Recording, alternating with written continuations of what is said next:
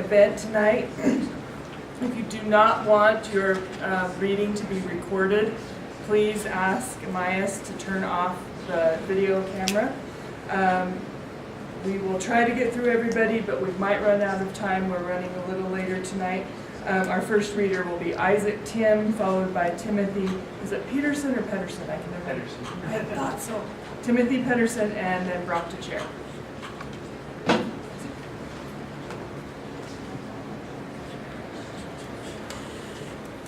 I'll just read. I'm loud. Okay, I'll just read here.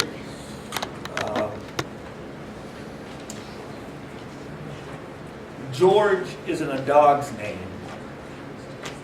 It is if he is bow-legged and gray-muzzled, though he wasn't always. Once he was black as flint, full of lop and flop, with overly large Labrador feet that tripped on long ears. But he was always George, always a creature one with the water, the pointer, the dancer with the shotgun, the birder holding the fallen mallard gently in his jaws, waiting for praise, then dancing away, paws out, let me run, let me dive.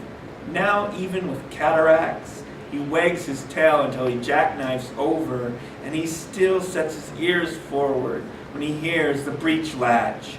He whimpers to hunt. Even now, he is better suited for couches over truck beds, and his graying memories are water and thunder. George is a good boy, aging among his boys. How to love your wolfman. If you How to love your wolfman. If you spot me slinking in your garden, do not shoot.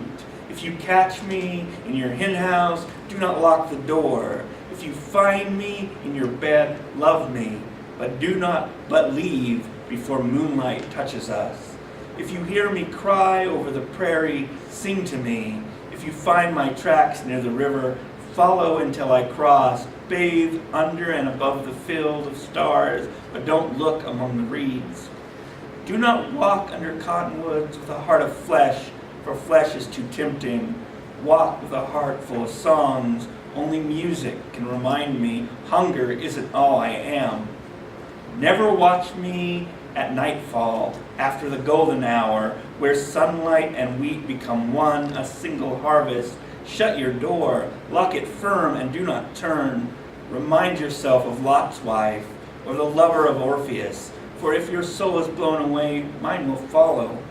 If you hear my brothers howling in the night, light a candle, for they have lost two souls, but do not open the window, they are starving for light. And the last one, tragedy of pumpkins. Smashed pumpkins are a sad thing, barely given personality only to have them dashed, collapsed into hollowness that once gave it light. But think of the surviving ones, doomed to frown into rot until we dispose of them.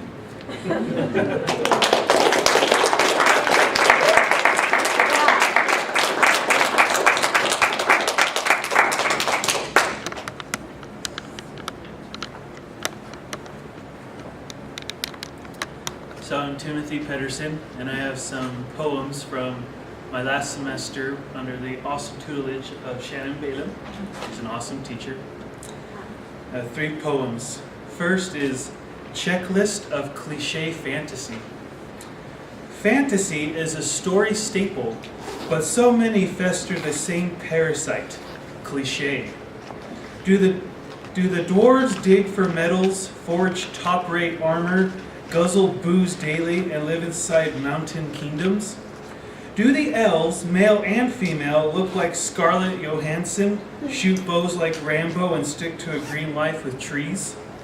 Do the dragons breathe fire, speak in clear English, or have a magical mental connection to a character?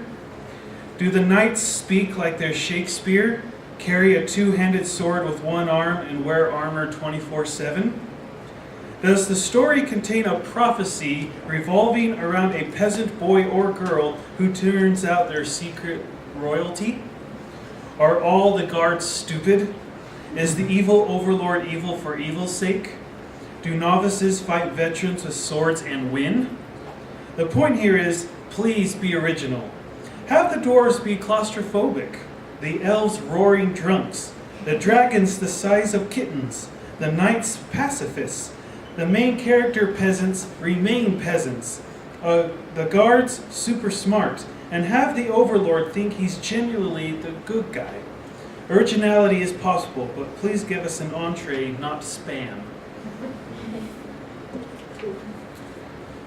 And I have a haiku collection about the season of fall, and I can't remember if I've done it in a past one or not, but just in case, and it's also fall anyway, so these will work out. Stiff stalks, crispy, tall, flax, snicker at our curses in the coiled maze. Apples squeezed for sweet cider, but please don't boil, your tongue will melt off. Scarlet leaves lay out nature's red carpet, they munch, crunch under our feet. Maple trees are milked of their lifeblood to flavor pancakes and bacon. Now this next one is a concrete poem. It is a handgun, if you can see it, for the camera. And I'm somebody who really invests in the Second Amendment, just love everything about guns and gun sports and whatever. But I made this poem in something that I had discovered years before when I had started to invest in gun stuff. And that's, there's a lot of responsibility and stuff you gotta do when it comes to guns. So I made this in regards to that. For those who wish to get into guns. The Second Amendment, we have it. Guaranteed we'd be able to bear arms. Wait a sec though. Freedom of press, religion, assembly, and speech. Easy. Automatic almost. You just do it. The second, not so much. It's a serious option. You can thank Hollywood for blowing it out of proportion. Rambo, Dirty Harry, The Punisher, John Wick, etc. Seriously, defending yourself is like what Uncle Ben said, with great power comes great responsibility. Ditto with guns. You hold one, you have power. Power to protect, defend, but with a price. Education. How to use it, clean it, keep it safe from curious kids. Follow all the laws. Choosing a color, black, tan, green, silver, or how tactical to make it, is not priority number one. A weapon, first and foremost. When the glass breaks at 3 a.m., there's no going back. Protect yourself or don't. Ponder on that.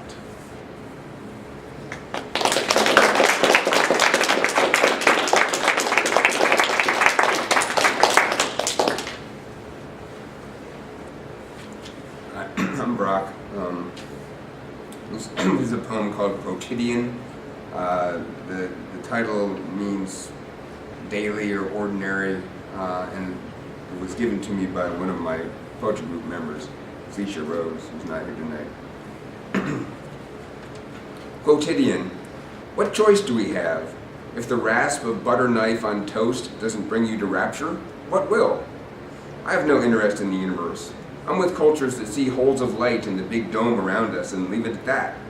But I'd like to make the acquaintance of the creatures that David Attenborough assures me live in my eyelashes. Sadists begin with flies and bugs, tearing tiny wings, graduating to cigarette burns. I can see a world in a grain of sand, and more importantly, I can crush that grain or display it on my website. My choice. Water takes 50 years to travel from Japan to the fisheries of the Pacific Northwest. In 2008, Washington's water became so acidic, all the baby mollusks died. Not enough calcium carbonate available to build a shell. We're due for at least 50 more years of increasing acidification. The political is personal. Bill C. made quick deals on the phone so he could hurry up and get his stiffy sucked. So would I. I'd rather have my country die for me, as the airplane said. Like any schmo, I think in song quotes. Others think in recipes or algorithms. Betty keeps track of what she serves guests and how they like it. Same with her sex life. What could be more interesting than a zit? The most I can manage now is a bump of a whitehead, but oh, when I was a teen, my shoulders hosted 2 or 3 volcanoes at a time, and popping them with glee, arms straining over shoulder to give fingers the right purchase, was the only pleasure I could count on, besides masturbation. The dust blows forward and the dust blows back, said Captain Beefheart, but he put down his plastic ocarina for good at 41 to paint. He sang Dachau blues and big-eyed beams from Venus, but saved his most passionate vocals for his wife, serving him flowers and yams.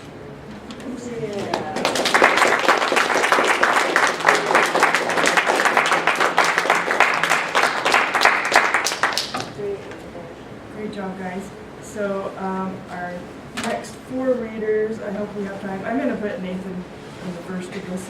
So it'll be Nathan Allen, Ann Stark, Andreas Wesemann, and then Brittney Allen.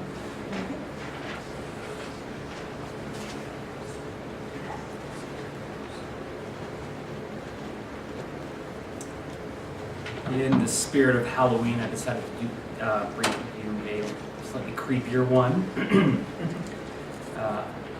Spiders cover every inch of my arms, seizing and writhing into violent knots, crawling in and out of my skin. They distract me from my friend in front of me. Get them off me, I'd yell if the million-legged hadn't begun to cover my mouth. Her hollow eyes listen, and she grips my wrist, pulls me to the carpet where I give up and let the swarm devour me. He's not going to be okay, I hear creak and echo throughout the room. I can't react because she is crawling across the ceiling. Finger bits click and hiss. It's been 12 years since I watched a black truck, jacked up, driven by a cowboy, smash and break her face and body. I watched her shake and convulse in death's seas, a web of organs and bone across the midday asphalt, as paramedics try to avoid telling the wailing mother her daughter is dead. My friend, who is dead, pulsing on the ceiling, drooling and breathing through her leaky grin, points her bony finger at my body being flayed. It was good to see her again. Thank you.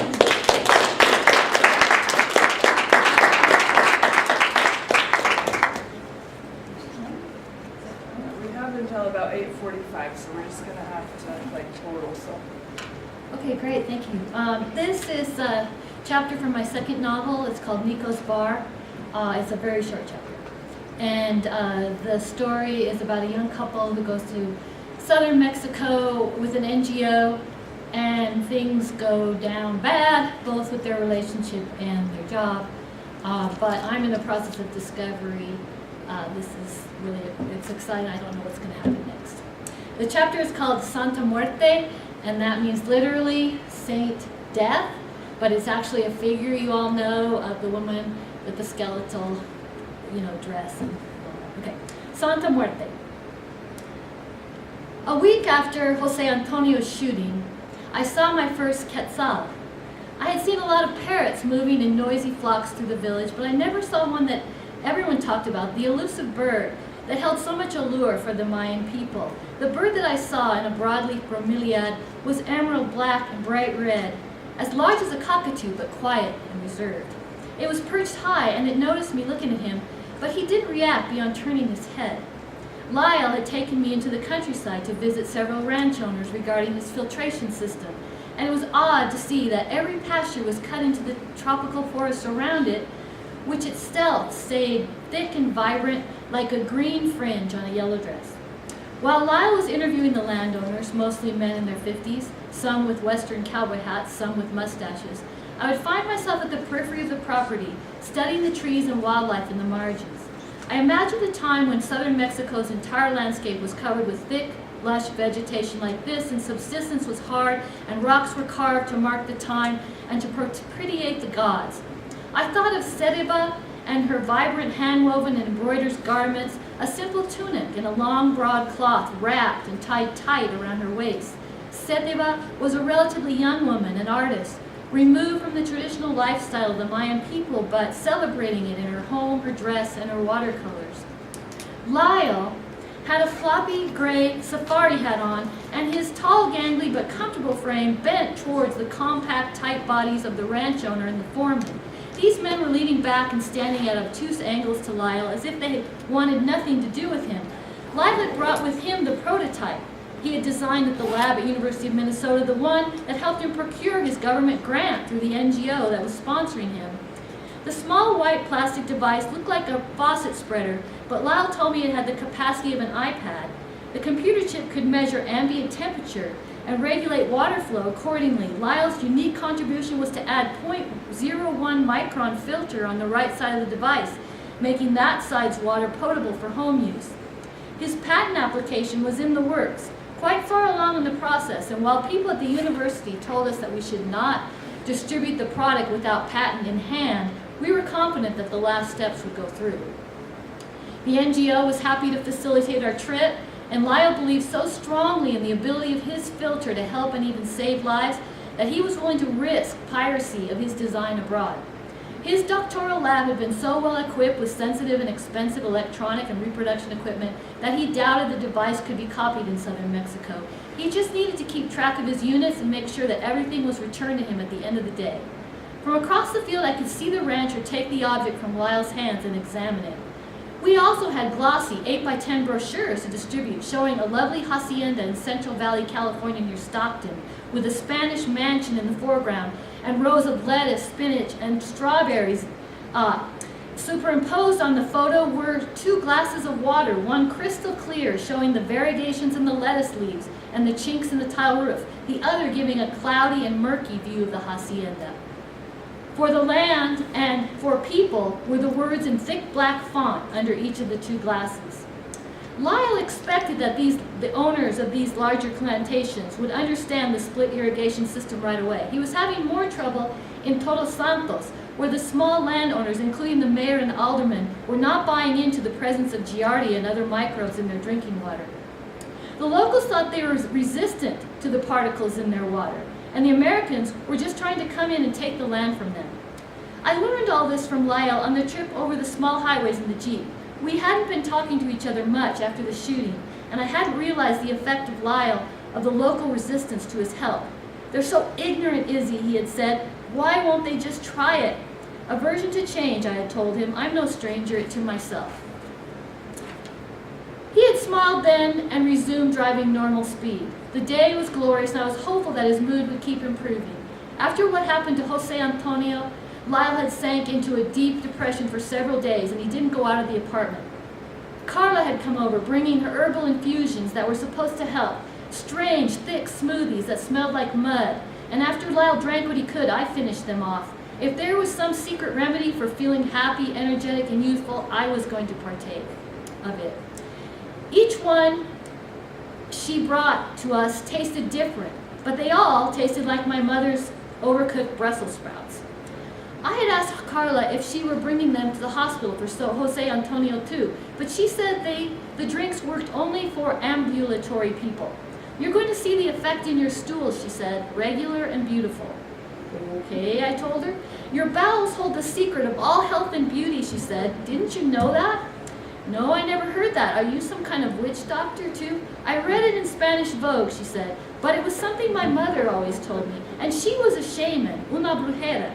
Someday I'll tell you about her. Maybe we can talk to her when the Day of Dead comes around." "Is she dead, your mother?" "Dead all but one day of the year," she said, tossing her autumn hair behind her shoulder. "The day that Santa Muerte arrives in Todos Santos."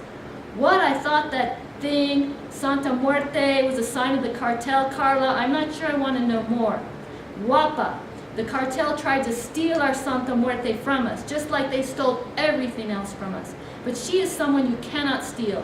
She comes and goes as she wishes. Just like you, Carla. "No, I need a man too much, Cariña. She's more like my mother. You will meet her, don't worry." And she placed her hand on mine, and I shuddered. I shuddered because it was Lyle's hand that was now covering mine. He had returned from across the rye field without me seeing him, and I had been staring into the trees where the quetzal had been roosting but was now gone. I was deep in thought, and I didn't see the bird fly away. I squeezed Lyle's hand. "Do quetzals fly quietly like owls or noisily like parrots?" I asked him. Did you see one at Quetzal? Yes, a male. He was gorgeous. That's good luck, Lyle said, when a male Quetzal lands near you. But I didn't see him fly, I said. I wish I had. Is it still good luck that I saw him, or is it bad luck that he flew away without me seeing him? I don't know, Izzy, Lyle chuckled, but I wouldn't worry about it. I got the names of 3 different landowners in the area. One is a neighbor here who we can visit today, the other 2 later this week. That's great news, isn't it? Yeah, that's great, I said, but I don't think I'll go with you tomorrow. Why not? I told Nico I'd work at the bar. Throughout the drive, I cranked my head looking for flying Quetzals, not spotting a single one and thinking, is it bad luck that he flew away without me seeing him? Thank you.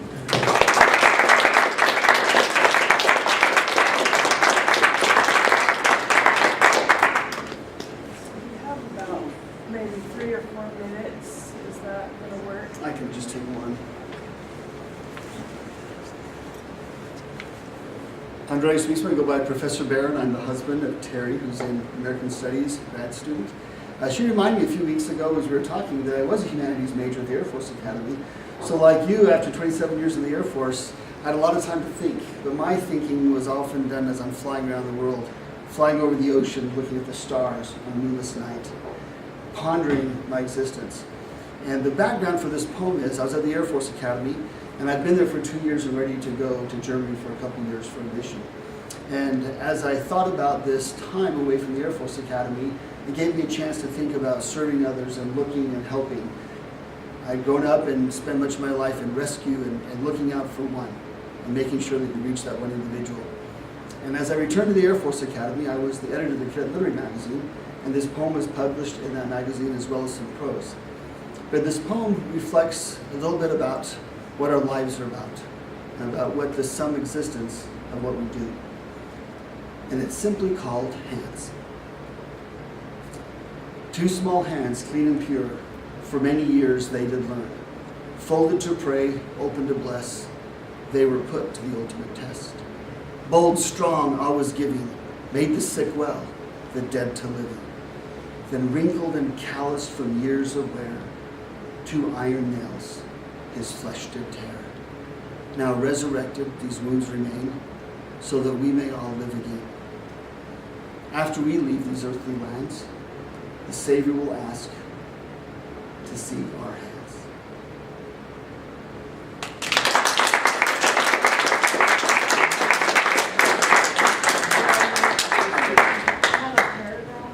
Paragraph. Do it.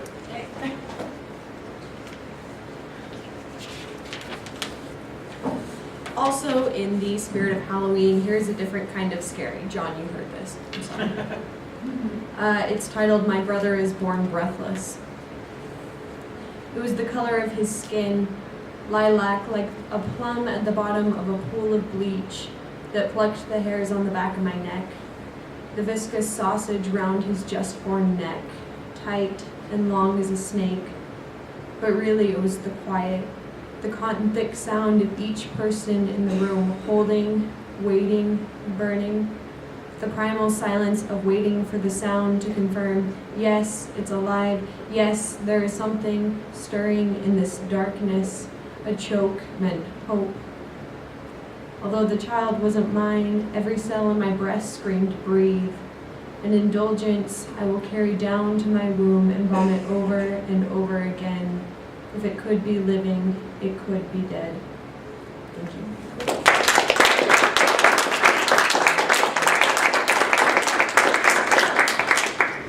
Thank you to all of our readers. Don't forget about Stars Reading on November 9th at noon, Library 101.